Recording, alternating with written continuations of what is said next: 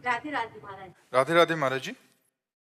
महाराज जी, जीवन में हमें लगता है कि अब सब कुछ ठीक हो गया है, अब हम आश्वस्त होकर जीने लगते हैं, तभी जिंदगी हमें धोखा देती है। महाराज जी, मेरा सवाल है कि क्या हमें नहीं तो हमेशा सब डर कुछ डर के ठीक जीना होने में क्या लक्ष्य रखा? रुपया लक्ष्य रखा, समस्याएं को रखा, समाज को रखा, भगवान को रखा क्या?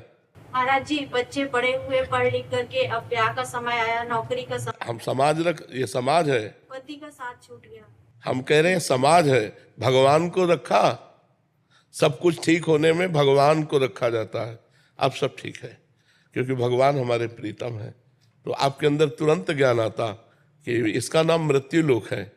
पति इतनी ही आयु लेकर आए थे, चले गए, ये भगवान की लीला है। नाम जब भगवान से यदि अपनापन है तो सब कुछ ठीक है, और यदि भगवान से अपनापन नहीं तो सब ठीक होते हुए भी सब गड़बड़ है, सब गड़बड़ है। सो सब धर्म कर्म जरि जाऊ, जहाँ न राम पद पंकज भाऊ। हम लोग इसी माया को, इसी प्रकृति को अनुकूल देखकर समझते हैं सब कुछ ठीक है, लेकिन वो दांव बदल देगी। जहां अनुकूलता को देखकर राजी होगे, तुम्हें राजी नहीं होने देगी, क्योंकि वो चाहती है कि हमें भोग करते हुए हमारे प्रीतम को प्राप्त हो। मायापति कौन है? भगवान है। हम लोग माया को मां नहीं मानते, माया भोग करके उसके पति बनना चाहते हैं, मायापति बनना चाहते हैं। और जहां देखा सारी अनुकूलता, तो उसको क्या एक सेकंड में ऐसी प्रतिकूलता पैदा कर दी, सब अनुकूलता धूल धूसरित हो गई। अनुकूलता का तात्पर्य भगवान के हो जाना, अनुकूलता का तात्पर्य भगवान का भजन करना। समय है आपका, जितना समय है मृत्यु लोक में उतना ही रह सकते, इसके बाद ट्रांसफर, शरीर छोड़ो और दूसरी जगह जाओ। इसका नाम पहले सोच लो क्या है?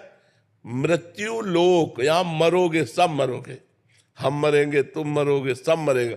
अच्छा, इसका समय नहीं निश्चित हमारी जानकारी में, लेकिन भगवान के यहां से तो निश्चित है ना। कोई गर्भ में मर जाता है, कोई बाल्यावस्था में, कोई यौवन अवस्था में, कोई वृद्धावस्था में। पर हम सब कुछ ठीक है तभी मानेंगे जब आपका भजन हो रहा है और आपका चित्त भगवान से जुड़ा है, तो सब ठीक है।